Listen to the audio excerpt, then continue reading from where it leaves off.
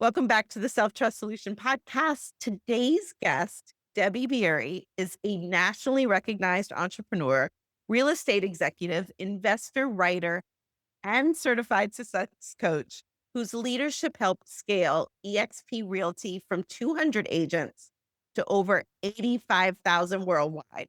She's the creator of the Opportunity Switch, a 5-step framework helping high achieving women turn challenges into the next chapter of their lives.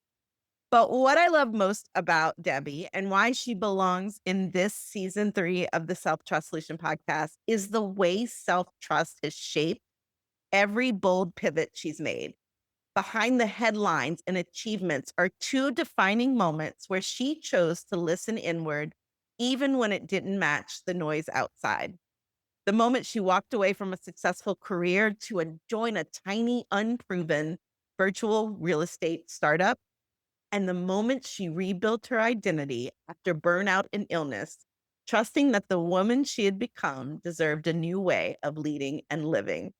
Today, we're going to explore the before and after of those moments, the hesitation, the recalibration, the truth she had to learn to trust, and how those decisions became the foundation of her next chapter. Welcome, Debbie. Hi, Dawn. Thank you so much. That's a great introduction, and I really appreciate being here with you. Yes, we're so glad to have you here. You have made several bold decisions in your career. But before any of those happened, what was your relationship with self trust? I learned that no one was going to save me at a very young age, and I had to tap into an inner source from the beginning because I was raised by a single mom. We lived on food stamps. She was taking care of 4 daughters. And number one, I had an example, my mom going to work and providing for her family and doing the best that she could. So there was a great example of self trust in seeing my mom do that. And then I also experienced what it felt like to want more. I want more food, or I want different shoes, or from a very young age. And when I was 8 years old, I started babysitting and making money. And I think that's where I experienced this idea of, if I'm going to create something in my life, it is up to me to create something in my life. So there's a beginning level of what self trust looked like, knowing I can go babysit, I can make money, and I can start to take care of myself. That's a very young, very big, It sort early of, example. yeah, it speaks to self reliance in a way for Mm, mm. sure. And would you say that is like something that you felt was necessary? The self reliance? Oh, absolutely. Yes. Yes. I think even thinking about kids nowadays, and if we're teaching them to do their chores or not, like there's a level of self reliance and personal capability and how we build our self esteem by taking action and understanding that whatever actions I take and engage in, that's going to be a seed that gets planted for self trust and self belief and self esteem.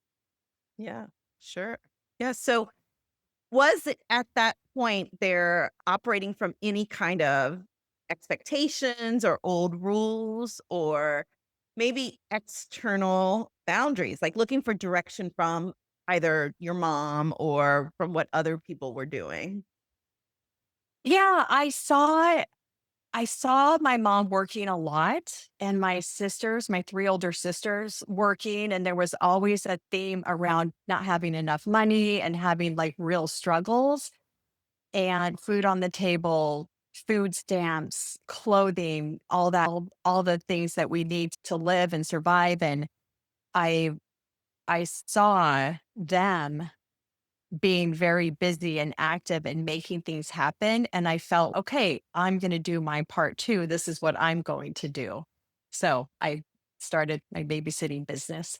Yeah. So when you think about these two bigger pivots that we mentioned, leaving Windermere, so a bigger firm, Yeah. and into joining XP, and the other pivot that that we'll also talk about, how would you have described yourself before those pivots? Yeah, when I was at Windermere, I was in my stride. I was a super successful real estate agent and had really great clients and past clients. I had built up this incredible real estate company. And when I decided to leave, it was very clear to me. I had a very clear vision of what I wanted to do at EXP and with the founder, Glenn Stanford.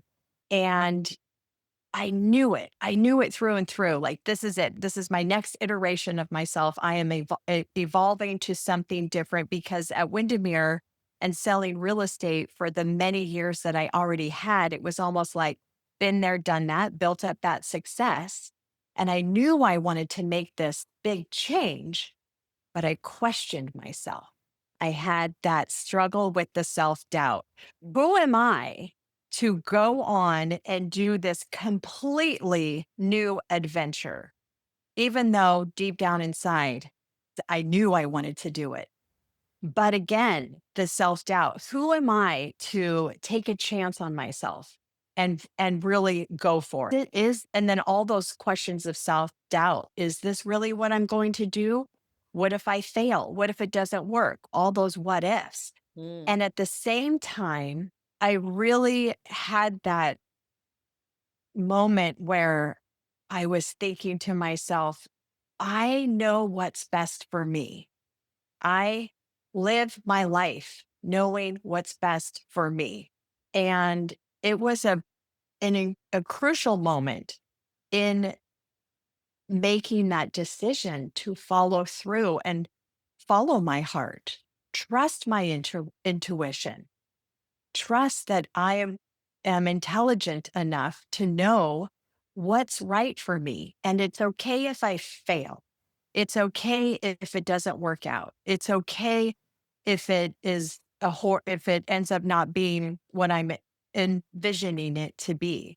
The important piece is trusting the inner trust, the self-belief that I know what's right for me in this moment and taking a chance on myself, because I've done that so many times throughout my life. But when you get to a big decision, how many times do we talk ourselves out of it?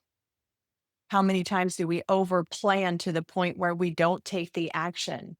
And in that moment, that big moment where I was leaving Windermere and going to team up with EXP and Glenn, that that was a huge risk. Yeah. And I'm so happy I took it. I'm Yeah. so happy I went there. Yeah. You said that everyone around you was actually skeptical about that shift. And incredibly skeptical. When you're at a brokerage, you do form these bonds and these relationships with these people. They're your family and they want what's best for you. But we have to remember nobody knows what's best for me except for me, truly. And it was a lovely gesture in that they were reaching out to me and saying, "You can't leave Windermere. Nobody leaves Windermere. What are you doing? Are you sure you want to do that?" Because, like you said in the intro, EXP was not proven. It was not proved. The social proof was not there yet. And yeah, it was when people were reaching out to me and saying, "Don't leave. Please don't leave. Oh my gosh, big mistake. Oh, you don't know what you're doing. You're going to mess up your whole career." It was in that flash moment that I questioned myself. Oh my gosh, what am I doing?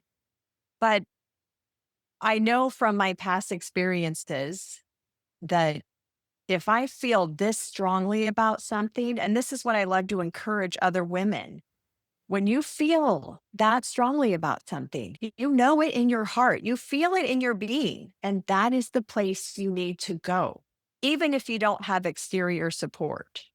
How did though you mentioned that external noise did have you questioning, "Am I doing this right?" What Mhm. fear or hesitation lived inside that before you actually decided to trust your gut and go with? Yeah, yeah, the fear, I was so connected with everyone. I was like, "Oh my gosh, what if they aren't gonna be my friends anymore? What if they don't like me? What if I don't make any money being a real estate agent? Mhm. What if I lose everything?" Yeah. Yeah, so that was a big part of it. What I love about what you just shared that so many of us experience is this we get questions from others and it's if what you ended up doing is so beautiful and it's what we all have an opportunity to do is hear those objections as what they are, the person's hesitancy to let you go, which then it becomes a compliment. Instead of seeing it as truly something to follow, don't go down the rabbit hole of doubt with them. If there's something specific to look at, do it, of course. But give yourself that permission to see it in the way of this is feedback based on their hesitation, either their own fears and doubts, or their just hesitancy to not be able to see me as often as they have. And how lovely is that when you see it that way instead of as this doubt to feed for yourself. I also love that what you shared is when we entertain that at all, it shows up as a barrage of questions. Everything you said after that was just a list of questions. And I like to point out that those questions are actually worthy questions, but we hear them without any curiosity at all. We hear them as statements of doubt, even though they have a really nice question mark at the end. So Yeah. answer them. If you're experiencing that list of questions, it's not a problem, nothing's gone wrong, but take the time to actually answer them. What if I don't make any money? Okay. How long are you gonna let that go before you make a decision to do something different? You can really neutralize those questions by just answering them. Yeah, that you have a way with words. That was so beautifully said, Dawn. And I love that you just mentioned answer the questions. Like so many times, I think we want to skim over the questions and just get on to the next whatever it is. But when we answer the questions, it can be incredibly grounding, and we answer the questions for ourselves. We can have those conversations with the people that are part of our circle, and it creates that really intentional grounding space. That I'm a big fan of questions, answering our questions, asking ourselves Yeah. more questions to peel the layers, like, and I love the way you framed that. It was beautiful. Yeah, it's so good because you did just that in your own way. And for you, it happened pretty rapid fire, which is so interesting. Not everyone has that ability. So, but it probably comes with a lot of practice. And so when you were in that moment where no one else is really like in for it for some lovely reasons and maybe some not so lovely reasons, whatever happened there, but you realize I have to trust myself here, even if no one gets it. So, what changed in that moment? I was really ready for a change. I think there was this perfect dynamic of things that were happening in my life, and I was open, and I was looking for something new and different and challenging. Yeah. Yeah, like I was just in that space. Okay, I'm ready. Let's go. I need something new and different. What It's would you say really, it felt like internally? If you think of your identity in that moment, you have decided to go against the grain, go with this. What do you think shifted there? What did it feel like for you? it definitely felt like very exciting, like butterflies, and maybe a little anxious, but in a good way, a really healthy way. It was like, and I'm very much into like, how does this make me feel? Mhm. What's the feeling? How does my gut feel? How does my heart feel? Like I'm very intuitive in that way. I trust my intuition. And I felt good. I felt happy and excited, nervous, anxious, like right before you're about to go on a big trip and you've got to get on a plane and fly 10 hours over to wherever, like just you're excited, but you're a little nervous. And once I made the decision and stuck to it, I was committed. I'm like, I'm committed to this and I can't wait to get going. Yeah, which is a decision. I love that you said anxious and nervous and excited. That is one of my Mhm. favorite feelings. That is how I define exhilaration.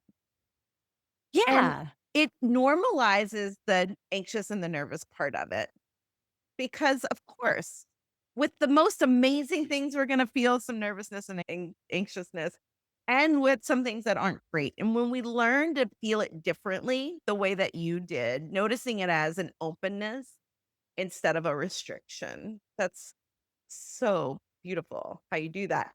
And I think it just shows that it's important to tune in, right? And to really and then make that decision because that is a powerful decision you made to commit. Because we can make butterflies and anxiousness and nervousness mean so many things. Like maybe I'm making the wrong decision. And you said, Yeah. no, I'm committing to this.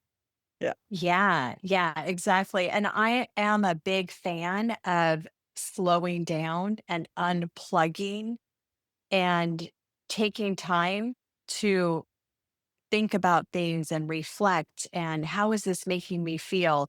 I think it's so easy nowadays for women to get stuck on the hamster wheel and we're Right. juggling everything and we're doing so much and that we can feel stuck and overwhelmed. Yeah. And a lot of times it's because we are stuck on the hamster wheel and we haven't taken the time and given ourselves a break to unplug and sit and really think, what is it that I want for my life? So Yes. many times we're like, I want A, B, and C, but we're so busy caught up in doing all the other things that 2 years goes by and it's, wait a minute, what happened to A, B, and C? Well, we Yeah. didn't take the time to really think about and plan and strategize around what it's going to take to get A, B, and C. Yeah. So often, if you really look at what do I want for my life, and then you look at your Mhm. calendar, there's a lot of misalignment there. Yes. And part of that is strategic. I call it strategic rest. We have to give our greatest asset for anything we want in life is our own brain, heart, soul, like who we are, our identity. And it's not a set it and forget it kind of thing. We're always evolving, which is so beautiful. We're evolving, we're expanding, we're learning. And so, yeah, we have to tune in. And in order Yeah. to tune in, we have to create some intentional rest time to let that all Yeah. breathe and open up and share. What's changed? What's the same? What's in a new level? What's elevated? Yeah. I love that. Yeah. Intentional rest. I love it. Yeah. Yeah. So there was actually a point where you were feeling burnt out and unwell. Yes. Tell us about that. Oh, oh my goodness. I was so burnt out from go and the travel schedule and just the stress of travel. As wonderful as it sounds, it adds a layer of stress and like all the meetings and the networking and taking care of people and taking care of everyone. And my hormones were out of whack. I don't know if we want to touch on that, but as women, we have got to go to our doctor's appointments, get our Mhm. blood work done, pay attention to what our hormones are doing, and start doing that in your 30s. I think all this, so much more science is coming out around hormones and hormone fluctuation. And I was experiencing brain fog and fatigue and just very lethargic and not feeling like myself. And it was a combination of being burnt out, not doing strategic resting, and the travel schedule and my hormones being out of whack. And once I got everything balanced and dove into my doctor's appointments and got everything figured out, it was like the clouds lifted, the sunshine came out, and I was like, I feel like myself again, but even Yeah. better because I'm a pretty energetic, outgoing person. But for a while, I was like, something's wrong with me. I am not feeling good. I was very affected. My mood was affected. And now I feel so energized and excited and happy. And excited to value add and share my messaging and really dive into Yeah. my next evolution. So If you it's a look at journey. Yeah, if you look at that before, is there anything that you know that you were ignoring or overriding in yourself? Yes, that's a great question, and it was the brain fog and the fatigue. I just thought, "Well, I'm not getting enough sleep, or maybe I need to take different vitamins," and I needed to go get my blood work done and get my hormones figured out. Mm. Yeah, And that's a great message because so many of us, particularly women, are quick to dismiss it as just something that can be easily fixed, or we're probably doing something wrong. So exactly. what would you say that pause taught you that you couldn't have learned any other way? Yeah, the pause that I took really gave me an opportunity to reflect. I had a big reflection moment that I never would have slowed down enough to do. And I really thought about, how did I get here in my life? How did I get here? What are the things that really worked for me? What didn't work? Like, I had this beautiful experience in taking this rest, and every day it was like I was recharged a little bit more and a little bit more. And with that came a level of clarity Mm, where I knew exactly what I wanted to do. And I feel like the pause, the timeout is what was needed for me to get to that level of clarity. yeah. And what's so beautiful about that is it doesn't make the needing of it wrong. It doesn't mean like you were wrong for working so hard that you got to a point of burnout. It was just a necessary Yeah. part of your evolution and journey. And necessary is subjective, of course, but it happened. So I like to say if it happened, it needed to happen because what's the point of arguing with reality? There just is I not one. agree. I totally agree. And I say that all the time. There's no right or wrong. There is no right or wrong in our own personal journey. It's learning to Yeah. accept what has happened and how can I take the lessons? What's the lesson? What's the opportunity here? And how do I use it for my evolution moving forward? Yes. And what I want everyone that's listening to hear, and first I want to just ask, obviously I'm asking this out into an audience that we don't get to hear from immediately, but please respond to us if you want, comment on the episode on this. But how many of you, when Debbie said, "How did I get here?" thought she was going to answer with problems? I can promise you that many out there, they would have not asked the question you asked next. And what you asked is so wonderful because your question to how did I get here was, what did I do that worked? What was great Yeah. about it? And that should always be our first question when we are evaluating for what you all know I call data versus drama. Data is so helpful, drama is absolutely not. And so when we're evaluating, which is a beautiful thing, when we become our own best teacher through evaluation, if we start with what did work, what has just been great, what did I love, the rest of your evaluation is going to be so much more productive. It's not going to be a dumpster dive into all the things you don't like about yourself and your situation. It's so true. And that's such an important, critical perspective shift, paradigm shift. Because if we focus on, like you said, like all the problems, the drama, we can't change that. There's nothing we can do about the past. Yeah. And we have to realize that it is part of the journey. Every single person on this planet, even the most successful people in the world, they have the issues and the problems and the challenges. But when we learn to accept that is part of the equation to get us to that level of success that we want for our lives, the opportunities change for the better. Like you said, like it's data. It's data. That failure is just data. I love that so much. There is Yeah. no one who is massively successful out there. Talk to any of them. Very. it would be a 1% that would tell you that they got there with no failures, never falling on their face, never messing up. The Yeah. difference is they learn from it, they apply what they learn, and they keep moving forward. Exactly. And it's very important too to remember, like, sometimes have you ever done that thing where you fail or you mess up or the challenge and you're like, what did I do wrong? What did I messed up? And we can go down that rabbit hole of beating ourselves up. And it's important to switch that and reframe that. And like you said, what's the lesson here? Yeah. What is the lesson here and what can I control? And now I'm going to move forward with that. Yes. I have shared many Yeah. times on this podcast that my particular brand of questioning used to be what's wrong with me. So it was not just that I had messed up, it was I was wrong. And it's very easy to go down that path, and it just leads to digging deeper into it. You're fishing in a pond with no fish because the answer is nothing. Nothing's wrong with me.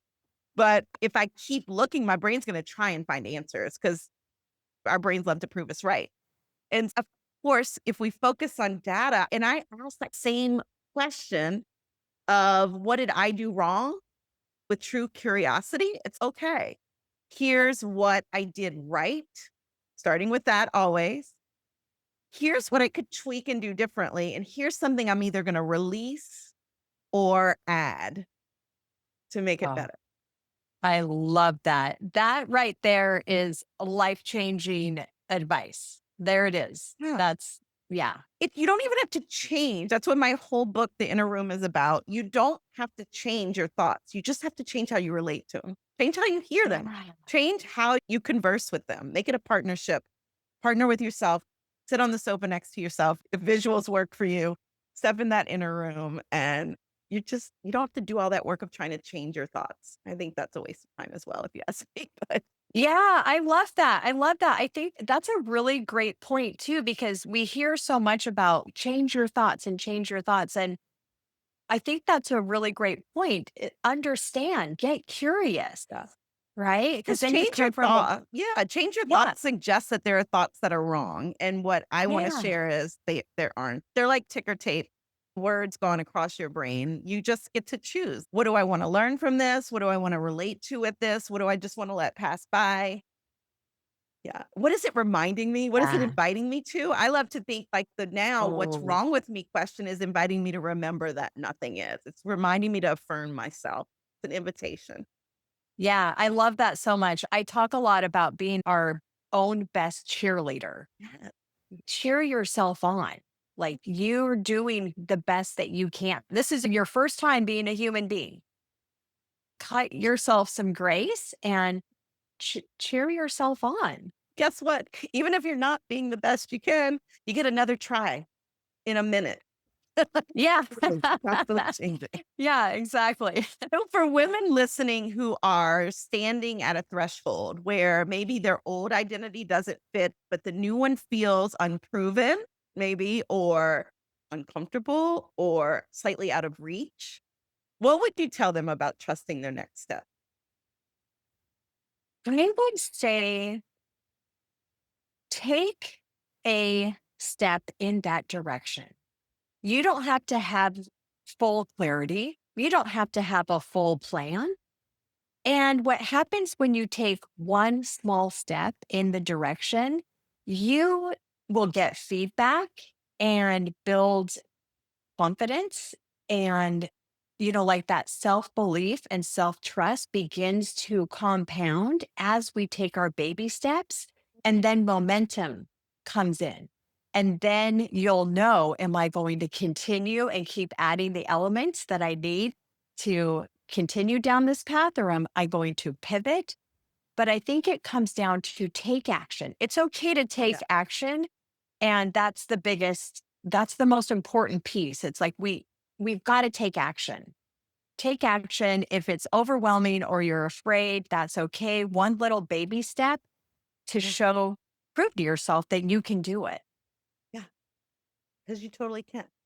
And Yep. look, you talked about this momentum, but also if you're a cheerleader for yourself, as Debbie suggests, or if you are deliberately and intentionally impressed with yourself, this is what I beg people to do: be impressed with yourself, create your I'm so impressed list.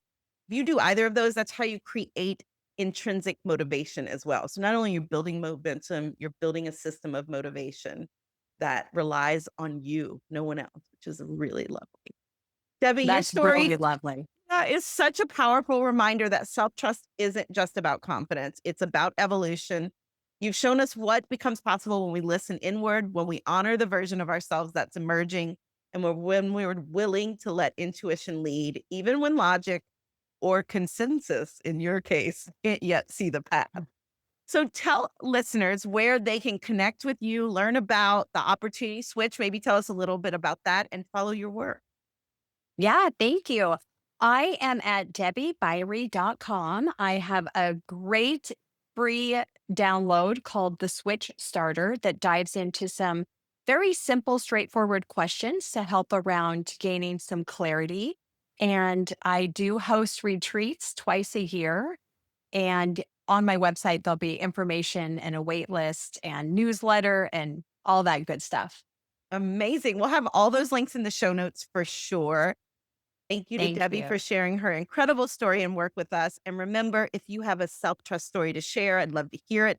And if you're ready to create your own, I'd love to help you claim it. You can visit theselftrustcoach.com or click the link in the show notes for details.